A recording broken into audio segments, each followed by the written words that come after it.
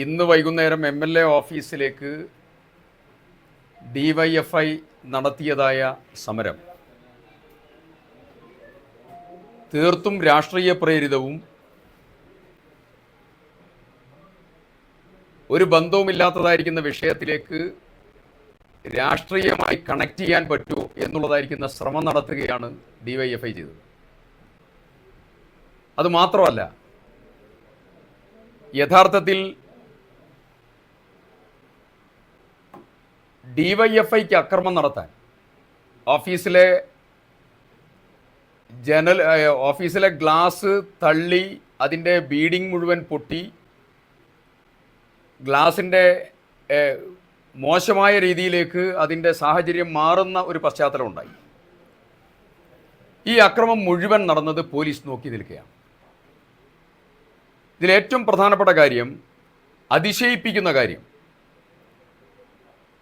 ഈ ഓഫീസ് പൂട്ടാനും ആളുകളോട്, സ്റ്റാഫ് അടക്കമുള്ള മുഴുവൻ ആളുകളോടും, ഇവിടെ ഉണ്ടായിരുന്ന നേതാക്കന്മാരോടും, നജീബ് കരണി, ഗോകുൽദാസ് ഉൾപ്പെടെയുള്ള ആളുകൾ ഇവിടെ ഉണ്ടായിരുന്നു, അവരോടൊക്കെ ഇറങ്ങിപ്പോകാനും ആവശ്യപ്പെട്ടു. ഇവിടെ ഉണ്ടായിരുന്ന ആളുകളോട് ഇറങ്ങിപ്പോകാൻ ആവശ്യപ്പെട്ടു. ഈ ഓഫീസ് DYFIയുടെ ആളുകൾ പറഞ്ഞതും ഈ ഓഫീസ് പൂട്ടണം, ഷട്ടർ താഴ്ത്തണം, അത് തന്നെ പോലീസും പറയാം. CPMഉം പോലീസും പറയുമ്പോൾ താഴ്ത്താനുള്ളതല്ല കൽപ്പറ്റ MLAയുടെ ഓഫീസ്. ഇത് കൽപ്പറ്റയിലെ സാധാരണക്കാരായ ജനങ്ങളുടെ ഓഫീസാണ്. ഈ ഓഫീസിനെതിരായിട്ടുള്ള അക്രമം കൽപ്പറ്റയിലെ ജനങ്ങൾക്കെതിരായിട്ടുള്ള അക്രമം. ഇത് ഇവിടെയുള്ള നിരവധി ആളുകൾക്ക് വലിയ രീതിയിൽ ആശ്വാസം പകരാൻ നേതൃത്വം കൊടുക്കുന്ന ഒരു കേന്ദ്രമാണ്. ഇത് രാഷ്ട്രീയ കേന്ദ്രമല്ല, ഇതൊരു ആശ്വാസ കേന്ദ്രമാണ്. ഈ ഓഫീസ് ആക്രമിച്ചത് മാത്രമല്ല, യഥാർത്ഥത്തിൽ DYFIയുടെ പ്രവർത്തകന്മാരെ ഇവിടേക്ക് പറഞ്ഞയച്ചത് CPMന്റെ ജില്ലാ സെക്രട്ടറിയും സംഘവും. ഈ ക്രിമിനൽ പ്രവർത്തനങ്ങൾക്ക് മുഴുവൻ നേതൃത്വം വഹിക്കുന്നത് അദ്ദേഹമാണ്. രാഹുൽ ഗാന്ധിയുടെ ഓഫീസ് അടിച്ചു പൊട്ടിക്കാൻ SFI ക്രിമിനലുകൾക്ക് ഒത്താശ പകർന്നതും അവിടെ എത്തിയതും ഇതേ CPM ജില്ലാ സെക്രട്ടറിയാണ്. അന്ന്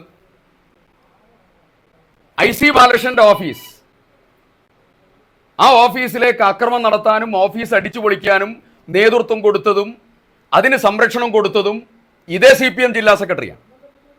ഇന്ന് ഒരു ബന്ധവുമില്ലാത്തതായിരിക്കുന്ന കാര്യത്തിൽ എൻ്റെ ഓഫീസിലേക്ക് DYFIക്കാരെ കൊണ്ട് പറഞ്ഞയച്ചതും ഇതേ CPM സെക്രട്ടറിയാണ്.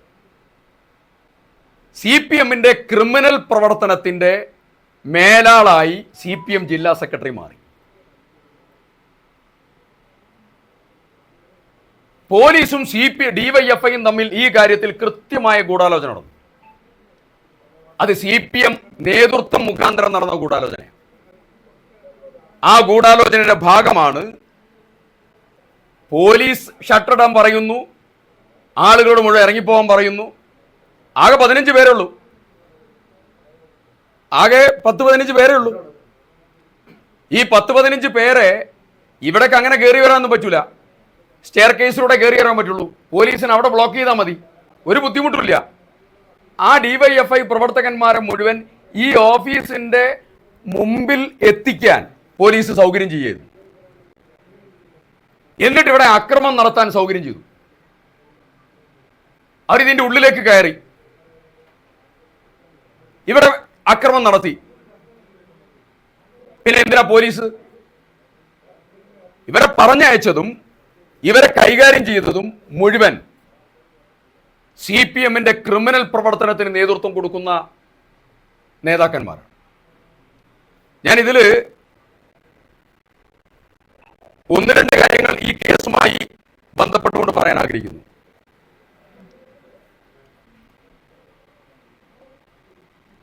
ഓഫീസ് അടച്ചിടണം എന്നുള്ള DYFIയുടെയും പോലീസിന്റെയും ആക്രോശവും ആവശ്യവും ജീവനുണ്ടെങ്കിൽ കൽപ്പറ്റയിലെ ജനപ്രതിനിധിയാണെങ്കിൽ നടക്കുന്ന കാര്യമല്ല. വളരെ കൃത്യമായി പറയുന്നു. അവരുടെ ഉദ്ദേശം ജനക്ഷേമ പ്രവർത്തനങ്ങൾക്ക് തടയിടുക എന്നുള്ളതാണ് CPM-ന്റെ ഉദ്ദേശം. അതിന് ഉള്ളതും ഇല്ലാത്തതുമായ കാരണങ്ങൾ ഉണ്ടാക്കുകയാണവർ. എന്നിട്ട് DYFI-ക്കാരെ SFI-ക്കാരെ രാഹുൽ ഗാന്ധിയുടെ ഓഫീസിലേക്ക് പറഞ്ഞയക്കുക, DYFI-ക്കാരെ ഇങ്ങോട്ട് പറഞ്ഞയക്കുക, കുറച്ചാളുകൾ IC ബാലകൃഷ്ണന്റെ ഓഫീസിലേക്ക് പറഞ്ഞയക്കുക, കുറെ SFI-ക്കാരെ ചില കോളേജുകൾ അടിച്ചു പൊളിക്കാൻ പറഞ്ഞയക്കുക.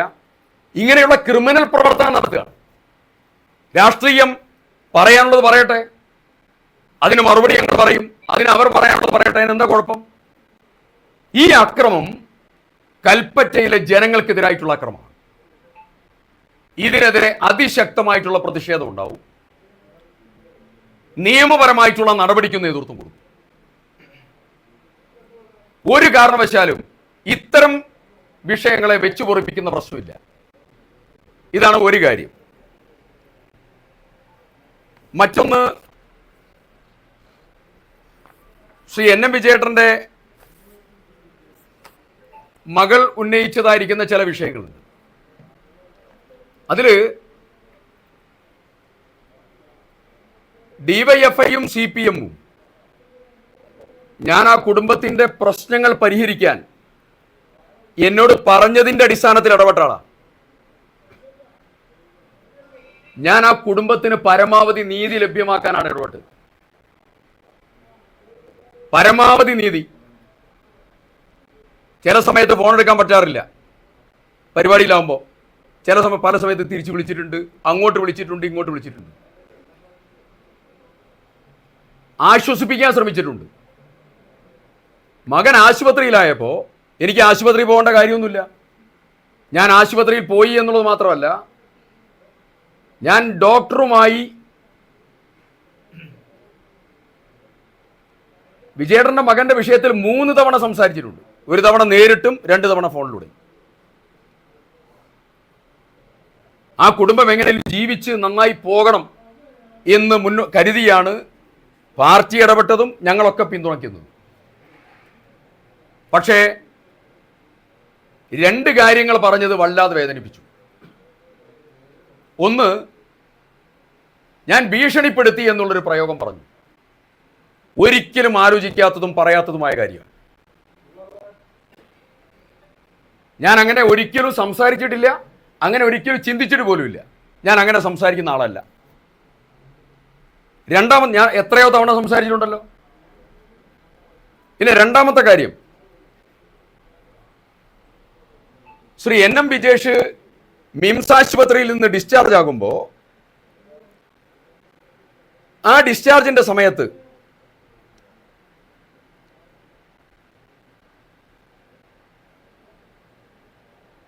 എന്നെ വിളിച്ച് എന്നോട് പറഞ്ഞു, ഡിസ്ചാർജ് ആവുന്നുണ്ട്, അടിയന്തരമായി ഈ കാര്യത്തിൽ ബില്ലിന്റെ കാര്യത്തിൽ ഇടപെടണം.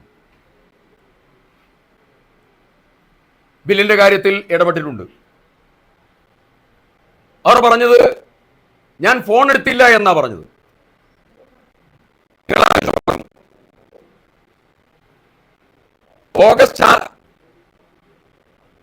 ഓഗസ്റ്റ് 6-ാം തീയതി ബുധനാഴ്ച എനിക്ക് എൻ്റെ ഹോസ്പിറ്റലിലുള്ള ID കാർഡ് എനിക്ക് അയച്ചു തരാം.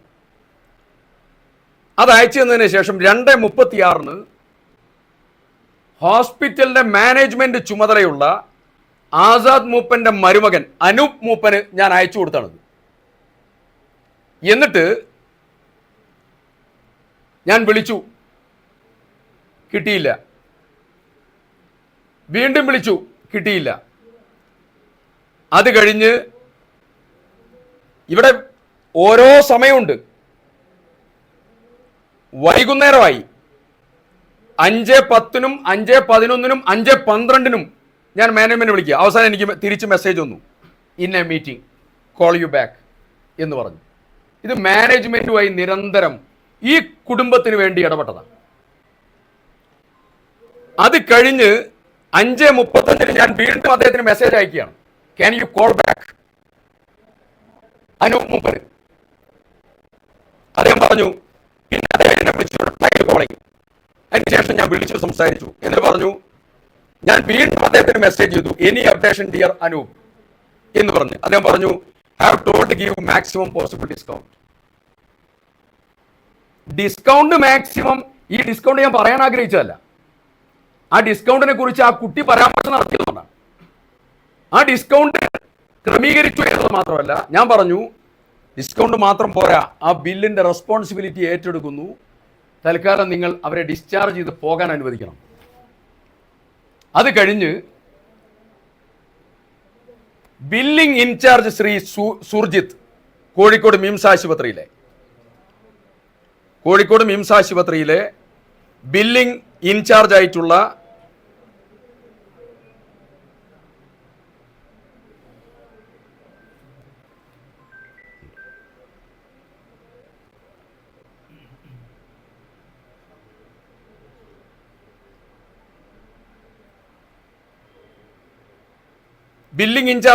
ശ്രീ സുജിത്ത്, അദ്ദേഹവുമായിട്ട് സംസാരിക്കുകയാണ്. എന്നിട്ട് അദ്ദേഹത്തോട് പറഞ്ഞു, ഈ ബില്ല് ഞങ്ങൾ ഘട്ടം ഘട്ടമായിട്ടൊക്കെ കൈകാര്യം ചെയ്തു തരാം, നിങ്ങൾ അവരെ ബുദ്ധിമുട്ടാക്കരുത്. അദ്ദേഹം എന്നോട് പറഞ്ഞു, ഞങ്ങൾക്കൊരു പോളിസി ഉണ്ട്, ഇത് കേൾക്കണം നിങ്ങൾ, ഞങ്ങൾക്കൊരു പോളിസി ഉണ്ട്. ആ പോളിസി നിങ്ങൾ ആര് പറഞ്ഞാലും ഞങ്ങൾ ഒഴിവാക്കാൻ പറ്റുന്ന ഒഴിവാക്കും, ഏത് ഡിസ്കൗണ്ടൊക്കെ. പക്ഷേ പേഷ്യൻറ്റിൻ്റെ കാര്യത്തിൽ പേഷ്യൻറ്റും അവരുടെ ബൈസ്റ്റാൻഡറും അവരൊക്കെ ഒപ്പിട്ട് കാര്യങ്ങൾ ചെയ്തു തന്നാലല്ലാതെ ഞങ്ങൾക്ക് ഡിസ്ചാർജ് അനുവദിക്കാൻ പറ്റില്ല, അത് പോളിസിയാണ്, പൈസ നിങ്ങൾ തന്നാൽ മതി. ഇതാണ് പറഞ്ഞ മറുപടി. ഇന്നും ഞാൻ ബില്ലിംഗ് മാനേജർ സുഹീദിനോട് പറഞ്ഞിട്ടുണ്ട്, ആ പണം ഞാൻ ഒരു പേഴ്സണലായിട്ട് പാർട്ടി നിന്നിരിക്കും. ഇങ്ങനെ നിൽക്കുകയാണ്. അന്ന് പിന്നെ PV അൻവർ വിളിച്ചാണ് ഇത് അറേഞ്ച് ചെയ്തതെന്ന് പറഞ്ഞു. എനിക്കറിയില്ല, എന്നോട് ആസാദ് മൂപ്പന്റെ മരുമകൻ പറഞ്ഞിട്ടില്ല. ചിലപ്പം വിളിച്ചിട്ടുണ്ടാകാം, ഇവർക്ക് ബന്ധമുണ്ടെങ്കിൽ ഇവർ വിളിച്ചിട്ടുണ്ടാകാം. ബില്ലിംഗ് മാനേജറോട് നിങ്ങൾ സംസാരിച്ചോ? ആസാദ് മൂപ്പന്റെ മരുമകനോട് നിങ്ങൾ സംസാരിച്ചോ? അവിടെയുള്ള മറ്റുള്ള മിർഷാദ് അടക്കമുള്ള സ്റ്റാഫിനോട് നിങ്ങൾ സംസാരിച്ചോ? ഞാൻ ഇവരെയൊക്കെ വിളിച്ച് ഈ കാര്യത്തിൽ ഇടപെട്ടത്, ഇത്രയും കാര്യത്തിൽ ഇടപെട്ടു. അത് കഴിഞ്ഞ് ഇങ്ങനെ പറഞ്ഞത് വളരെ വേദനയുണ്ടാക്കി. ഒരിക്കലും അങ്ങനെ പറയരുതായി. ഞാൻ എൻ്റെ ഒരു സങ്കടം വിഷമം പറയാം. ഞാൻ അവർക്ക് വേണ്ടി നിന്നതാണ്, അവർക്ക് വേണ്ടി സംസാരിച്ചതാണ്, പാർട്ടി തലത്തിലുള്ള ലേസൺ പ്രവർത്തനത്തിന് നേതൃത്വം കൊടുത്ത ആളാണ് ഞാൻ. ഒരിക്കലും ആ കുടുംബം ബുദ്ധിമുട്ടാവാതെ പോകണം എന്ന് അന്നും ഇന്നും ആഗ്രഹിക്കുന്ന ഒരാളാണ് ഞാൻ. അവരെ കുറ്റപ്പെടുത്താൻ ആഗ്രഹിക്കുന്നില്ല, ഒരിക്കലും കുറ്റപ്പെടുത്താൻ ആഗ്രഹിക്കുന്നില്ല. പിന്നെ ഒരു എഗ്രിമെൻ്റ് ഉണ്ടാക്കിയതായിരിക്കുന്ന കാര്യം പറഞ്ഞു. എഗ്രിമെൻ്റ് ഉണ്ടാക്കിയത് അവർക്കൊരു തോന്നലുണ്ട്, പാർട്ടി പറഞ്ഞ കാര്യങ്ങൾ പാലിക്കില്ല എന്നുള്ളൂ. ഇടയ്ക്ക് 2 തവണ അവർ പത്രക്കാരോട് സംസാരിക്കുന്ന, 2ഓ 3ഓ തവണ പത്രക്കാരോട് സംസാരിക്കുന്ന സാഹചര്യം ഉണ്ടായി. അപ്പോൾ അവർക്ക് ഈ ഒരു പ്രശ്നമുള്ളത് കൊണ്ട് തന്നെ ഞാനാണ് ഇനീഷ്യേറ്റീവ് എടുത്ത് പാർട്ടി നേതൃത്വത്തോട് പറഞ്ഞത്, ഇങ്ങനെ ഒരു എഗ്രിമെൻ്റ് വെക്കണം അവരെ ബോധ്യപ്പെടുത്താൻ. അതിൻ്റെ അടിസ്ഥാനത്തിൽ വക്കീൽ ഓഫീസിൽ എഗ്രിമെൻ്റ് എഴുതി. എഗ്രിമെൻറ്റിൽ 3 കാര്യമാണ്. ഒന്ന്, ഇവർക്ക് ജീവിതം മുന്നോട്ട് കൊണ്ടുപോകാൻ ഇവരുടെ ലൈവ്ലിഹുഡിന് വേണ്ടി പാർട്ടി 20 ലക്ഷം കൊടുക്കും, അടിയന്തര സഹായം, ഈ കുട്ടിയുടെ ബിസിനസ്സും മറ്റു കാര്യങ്ങളും ക്രമീകരിക്കാൻ. രണ്ടാമത്തെ കാര്യം, ഇവരുടെ അഹല്യയിലുള്ളതായിരിക്കുന്ന ബാധ്യത, അത് 20+ ആണ് എൻ്റെ ഓർമ്മ ശരിയാണെങ്കിൽ. ആ ബാധ്യത പാർട്ടി ഏറ്റെടുത്ത് അഹല്യയായിട്ട് സംസാരിച്ച് പരമാവധി ഡിസ്കൗണ്ടൊക്കെ വാങ്ങി ഞങ്ങൾ സെറ്റിൽ ചെയ്തോളാം. മൂന്നാമത്തെ കാര്യം അവരുടെ സ്ഥലമുള്ളതായിരിക്കുന്ന ആധാരം ഉൾപ്പെടെ 60-something lakhs ഇപ്പോൾ അതിൻ്റെ പെൻഡിങ് ഡ്യൂ. അത് പാർട്ടി ഏറ്റെടുത്ത് കൈകാര്യം ചെയ്തോളാം. അത് കഴിഞ്ഞ് ഈ ഡോക്യുമെൻ്റ് നേതൃത്വത്തിലേക്ക് കൊടുക്കണമെന്ന് പറഞ്ഞപ്പോൾ നേതൃത്വത്തിലേക്ക് കൊടുത്തു. ഇതിൽ ഞങ്ങൾ പറഞ്ഞ കാര്യത്തിലൊന്നും ഞങ്ങൾ കൺഫ്യൂഷൻ പറഞ്ഞില്ല. ഏതെങ്കിലും ഒരു കാര്യത്തിൽ പാർട്ടി കൺഫ്യൂഷൻ പറഞ്ഞു. ഇതിൽ 2 കാര്യം പൂർത്തിയാക്കി. വിജയേട്ടൻ്റെ മരണശേഷം അടിയന്തര ആശ്വാസ ധനം വീട്ടിലേക്ക് എത്തിച്ചു. അത് എത്ര എന്താണെന്ന് പറയില്ല, ചെറിയ എമൗണ്ട്. 2 ഇവരുടെ ബിസിനസ് ലൈവ്ലിഹുഡ് മുന്നോട്ട് കൊണ്ടുപോകാൻ 20 ലക്ഷം രൂപ പറഞ്ഞ അഗ്രിമെന്റ് അനുസരിച്ച് കൈമാറി. 3, അഹല്യയിലുള്ള കടം പാർട്ടി വീട്ടി. ഇനി ബാക്കിയുള്ളത് ബത്തേരി ബാങ്കിലുള്ളതായിരിക്കുന്ന കടമാണ്. അത് സഹകരണ ബാങ്കുമായി സംസാരിക്കുകയും ആ കടം പരമാവധി കുറയ്ക്കാനും വീട്ടാനുമുള്ള പാർട്ടി ടേക്ക് ഓവർ ചെയ്തിട്ടുണ്ട്. അവരെ ആ കാര്യത്തിൽ ബാങ്ക് ബുദ്ധിമുട്ടാക്കിയിട്ടില്ല. പിന്നെ എന്തിനാണ് ഈ ഈ അസ്വസ്ഥതയും പ്രയാസങ്ങളും? അവരുടെ കടം കൊണ്ടായിരിക്കാം, പ്രയാസം കൊണ്ടായിരിക്കാം, എനിക്കറിയില്ല. പക്ഷേ അതിന്നിപ്പോ എൻ്റെ ഓഫീസിനും DYFIക്കും എൻ്റെ ഓഫീസിൽ കയറി വന്ന് അപകടകരമായ ക്രിമിനൽ പ്രവർത്തനത്തിന് വിധേയമായത് ഞാൻ വളരെയധികം സങ്കടത്തോടു കൂടിയാണ് നോക്കിക്കാണുന്നത്. ഇത് ശരിയായില്ല. എനിക്കിത് സംബന്ധിച്ചതായിരിക്കുന്ന കാര്യങ്ങൾ പറയാനുള്ളത്, ആ കുടുംബത്തിൻ്റെ സെന്റിമെന്റ്സിന്റെ കൂടെ നിന്ന് ആ കുടുംബത്തിന് പരമാവധി ആശ്വാസം കൊടുക്കാൻ ശ്രമിച്ച ഒരാൾ എന്ന രീതിയിൽ ഇങ്ങനെ ഒരു അനുഭവം ഉണ്ടായതിൽ കടുത്ത വേദനയും പ്രയാസമുണ്ട്. അത്രയും പറഞ്ഞു നിർത്തുന്നു. അല്ല, പകർപ്പ് ആ സമയത്ത് തന്നെ പറഞ്ഞു. പകർപ്പിന്റെ ഇതിൽ ഞാൻ പറഞ്ഞല്ലേ, ഇതിൽ ഒളിച്ചു വെക്കേണ്ട ഒരു കാര്യമില്ല. 3 കാര്യമാണ്. അവർ തന്നെ പറഞ്ഞല്ലോ 3 കാര്യമാണുള്ളത് എന്നുള്ളത്. അവർ തന്നെ പറഞ്ഞു ഈ 3 കാര്യമുള്ളൂ. ഞാൻ പറഞ്ഞു അത് വക്കീലിൻ്റെ ഓഫീസിൽ നിന്നോട്ടെ എന്ന് പറഞ്ഞു. രാത്രിയാണ് എനിക്ക് കമ്മ്യൂണിക്കേഷൻ വരുന്നത്, അതൊന്ന് അങ്ങോട്ട് കൊടുത്തേക്കണം. ഞാൻ പറഞ്ഞു എൻ്റെ പിയനോട് പറഞ്ഞു അതൊന്ന് അങ്ങോട്ട് കൊടുത്തേക്കെന്നും പറഞ്ഞു. അത്രേ ഉള്ളൂ. അവർക്ക് ഇനി കോപ്പിയാണ്, ഇനി കൊടുക്കും ചെയ്യും. അതിനൊന്നും പ്രശ്നമുള്ള കാര്യമില്ല. ഇതൊന്നും അത്ര പ്രശ്നമുള്ള കാര്യമല്ല.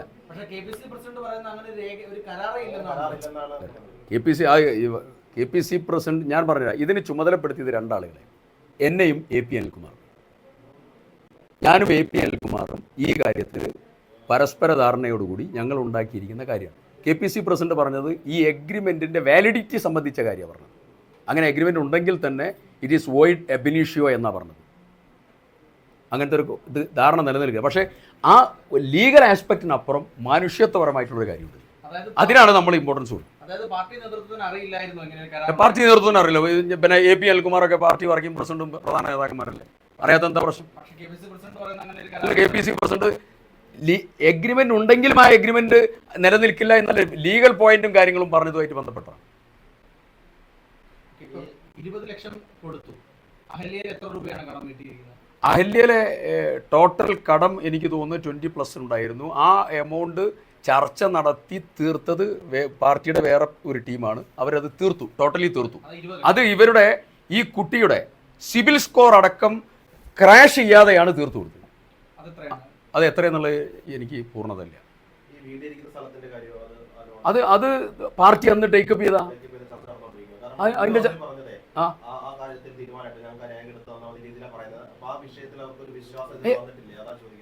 ഞാൻ പറയട്ടെ, വിശ്വാസ്യത വരാതിരിക്കണമെങ്കിൽ പാർട്ടി ഇതിൽ നിന്ന് പിന്മാറി എന്നുള്ളത് പറയണ്ടേ?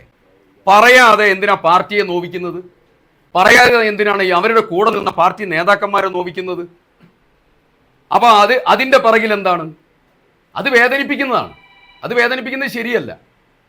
ആ കുടുംബം നിന്ന് പോകണമെന്നാണ് നമ്മുടെയൊക്കെ ആഗ്രഹം. നന്നായി അഭിമാനത്തോടു കൂടി നിന്ന് പോകണം. ആ മക്കളൊക്കെ വളരുകയാണ്. നമുക്കൊക്കെ അവരോട് വലിയ സെന്റിമെന്റ്സ് ഉണ്ട്. നമുക്കൊക്കെ മക്കളും കുടുംബവും ഇല്ലേ? ആ കുടുംബം മുന്നോട്ട് പോകണ്ടേ? ആ കുടുംബത്തിന്റെ കൂടെയാണ്, അവരുടെ വികാരത്തിന്റെ കൂടെയാണ്. അതുകൊണ്ടാണല്ലോ ഇങ്ങനെ സ്റ്റെപ്പ് പാർട്ടി എടുത്തത്. തർക്കമില്ലല്ലോ. പാർട്ടി നേതൃത്വത്തിന് ഏതാ അത് ആര് എന്നുള്ളത് പറയുന്നില്ല. ഇതുമായി ഞാനുമായിട്ട് ബന്ധപ്പെട്ടതായിരിക്കുന്ന ചർച്ച നടത്തിയതായിരിക്കുന്ന നേതൃത്വം പറഞ്ഞു അത് എഗ്രിമെന്റ് അങ്ങോട്ട് കൊടുത്തായിരിക്കും. ഞാൻ പറഞ്ഞില്ലേ, ഈ എഗ്രിമെന്റ് എന്ന് പറഞ്ഞിട്ട് 3 കാര്യമാണ്. അത് ആ കുട്ടി പറഞ്ഞു, ഞാനും പറഞ്ഞു. എഗ്രിമെന്റിൽ 3 കാര്യം. എഗ്രിമെന്റിൽ ഒരു വിഷയമില്ല. എഗ്രിമെന്റ് കോപ്പി വേണേ കൊടുക്കും ചെയ്യാൻ, നീ വാങ്ങി കൊടുക്കുക. അതിലെന്താ പ്രശ്നം? അതൊരു ഘടകമല്ല. നമ്മൾ വയലേറ്റ് ചെയ്തിട്ടുണ്ടെങ്കിൽ ഇതിൽ നിന്ന് പുറകോട്ട് പോകും എന്ന് പറഞ്ഞാലാണ് പ്രശ്നമുള്ളത്. ഇല്ല. ഞാൻ വളരെ കൃത്യമായി പറയാം. എഗ്രിമെന്റിന്റെ കോപ്പിയോ കാര്യങ്ങളോ അതിൻ്റെ ഒന്നും ആവശ്യമില്ല. അത് നിങ്ങൾക്കുള്ളതായിരിക്കുന്ന ഒരു ഉറപ്പിന് വേണ്ടി നമ്മൾ ഉണ്ടാക്കിയതായിരിക്കുന്ന ഒരു കാര്യമാണ്. അത് അവിടെ നിന്നോട്ടെ എന്നാ പറഞ്ഞത്. ഏതാ? ഞാൻ തന്നെയാണ് അവരോട് പറഞ്ഞത്. ഞാനത് എനിക്കെന്തിനാ മറച്ചു വെക്കുന്നത്? ഞാൻ തന്നെയാണ് അവരോട് പറഞ്ഞത് ഇത് നിങ്ങൾക്ക് വേണ്ടിയിട്ടുള്ള ഒരു ഉറപ്പാണ്. ആ ഉറപ്പ് ബോധ്യപ്പെടുത്താൻ വേണ്ടിയാണ് ഈ എഗ്രിമെന്റ് ഉണ്ടായി. എഗ്രിമെന്റിൽ പ്രശ്നമില്ലല്ലോ. എഗ്രിമെന്റിൽ 3 കാര്യമാണ് പറഞ്ഞത്. ആ 3 കാര്യത്തിൽ നിന്ന് നമ്മളാരും പുറകോട്ട് പോയിട്ടില്ല.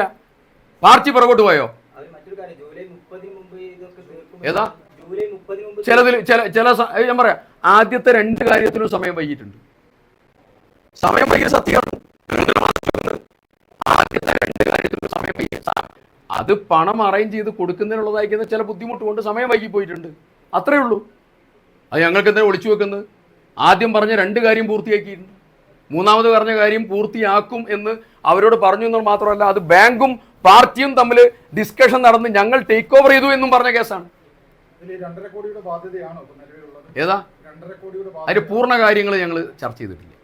ഏകദേശം എത്ര രൂപ വരും ഈ വീടും സ്ഥലവും അതുപോലെ തന്നെ അല്ല, ഇപ്പോ 3 കാര്യത്തിൽ പാർട്ടി ഏറ്റെടുത്തു. ആ 3 കാര്യത്തിൽ 2 കാര്യം പൂർത്തിയാക്കി. 1 പെൻഡിങ് ഉള്ള സമയത്താണ് ഇപ്പോൾ ഈ അവസാനത്തെ വിഷയം മുഴുവൻ ഉണ്ടായിട്ടുള്ളത്. ഇതിൽ പാർട്ടി എന്ന രീതിയിൽ പാർട്ടി ഒരാളെയും ചതിച്ചിട്ടില്ല, ചതിക്കാൻ വേണ്ടി ആലോചിച്ചിട്ടില്ല. അങ്ങനെ ഒരു ധാരണ പരത്തുന്നത്